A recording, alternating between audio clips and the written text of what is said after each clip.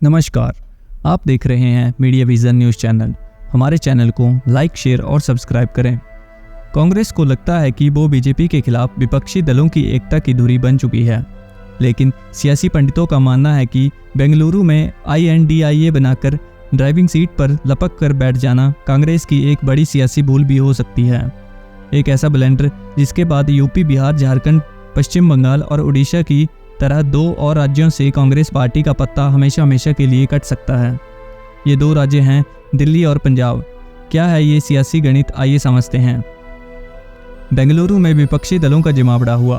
2024 में मोदी सरकार को साथ मिलकर कैसे उखाड़ फेंका जाए, इस पर मंथन हुआ और एक महागठबंधन बना। कांग्रेस इस बैठक का केंद्र थी, मगर इसी बैठक में कांग्रेस से एक ब्लेंडर हो गया।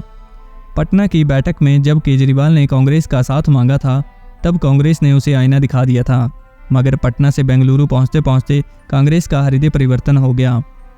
दिल्ली प्रदेश इकाई की इच्छा के खिलाफ जाकर पार्टी ने विपक्षी दलों के गठबंधन इंडिया की कमान हासिल करने की चाह में दिल्ली सेवा बिल पर अरविंद केजरीवाल की आम आदमी पार्टी का साथ दे दिया। राहुल गांधी के इस फैसले के बावजूद वो विधेयक लोकसभा के साथ साथ राज्यसभा में भी पारित हो गया, मगर इस निर्णय ने दिल्ली और पंजाब, जहां से कुल मिलाकर 20 लोकसभा सीट आती हैं, वहां कांग्रेस को हमेशा के लिए राजनीतिक हाशिए पर ला खड़ा कर दिया। मुहावरे के लहजे में बात करें तो खाया पिया कुछ नहीं, गिलास तोड़ा 12 आना। क्या कांग्रेस फिर से करने वाली है यूपी वाली गलती?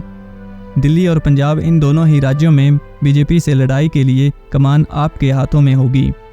इन दोनों ही राज्यों में कांग्रेस जूनियर पार्टी बनकर रह जाएगी। कांग्रेस और आप का गठबंधन चला भी तो होगा वही जो अरविंद केजरीवाल चाहेंगे। 90 के दशक में पार्टी ने यही गलती उत्तर प्रदेश में की थी, जब सिर्फ बीजेपी को सत्ता से बाहर रखने के लिए तत्कालीन कांग्रेस अध्यक्ष और प्रधानमंत्री PV नरसिम्हा राव ने मुलायम सिंह यादव और कांशी राम के गठबंधन को बिना शर्त समर्थन दे दिया था, जिसका रत्ती भर भी फायदा कांग्रेस को नहीं हुआ, क्योंकि सपा बसपा गठबंधन ने कांग्रेस को इस लायक भी नहीं समझा कि गठबंधन सरकार का हिस्सा बनाए। उल्टा उस फैसले का खामियाजा देश के सबसे बड़े सूबे में पार्टी आज तक उठा रही है, क्योंकि तब कांग्रेस ने खुद ही यूपी की राजनीति में खुद को ड्राइविंग सीट से हटाकर गाड़ी को धक्का देने वाले की भूमिका में लाकर खड़ा कर दिया था। नतीजतन आज प्रदेश में कांग्रेस लोकसभा और विधानसभा दोनों ही में दहाई का आंकड़ा छूने को बड़ी उपलब्धि मानती है। आलम यह है कि राहुल गांधी तक को अमेठी में बुरी तरह से हार का सामना करना पड़ा है और केरल का आसरा लेकर लोकसभा पहुंचने के लिए मजबूर होना पड़ा।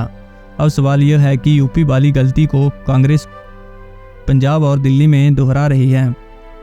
दोनों ही राज्यों में कांग्रेस इकाइयां आलाकमान से कह रही हैं कि कुछ भी हो जाए, आम आदमी पार्टी को समर्थन देने की भूल मत कीजिए, वरना इन दोनों राज्यों में कांग्रेस की जीत को तो भूल ही जाइए। मगर लाल किला पर झंडा फहराने की जल्दबाजी में राहुल गांधी को इनकी यह आवाज़ सुनाई नहीं दे रही। अरविंद केजरीवाल के अब तक के राजनीतिक इतिहास को देखकर अंदाजा लगाया जा सकता है कि उनके साथ गठबंधन करना कांग्रेस के लिए लोहे के चने चबाने जैसा होगा। सबसे बड़ा नुकसान तो कांग्रेस को 2024 के चुनाव में सीटों को तालमेल को लेकर आने वाला है।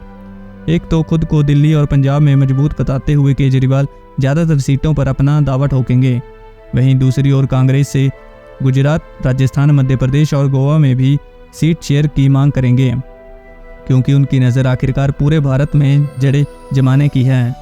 यही हाल इन राज्यों के विधानसभा चुनाव में भी होगा। तो चुनाव का नतीजा क्या होगा, ये किसी को भी नहीं पता। ऐसे अगर त्रिशंकु बहुमत की स्थिति आती है और NDA बहुमत से अगर कुछ ही सीटें पीछे रह जाती हैं, तो मुद्दों के आधार पर केजरीवाल उसे ही अपना समर्थन दे सकती है।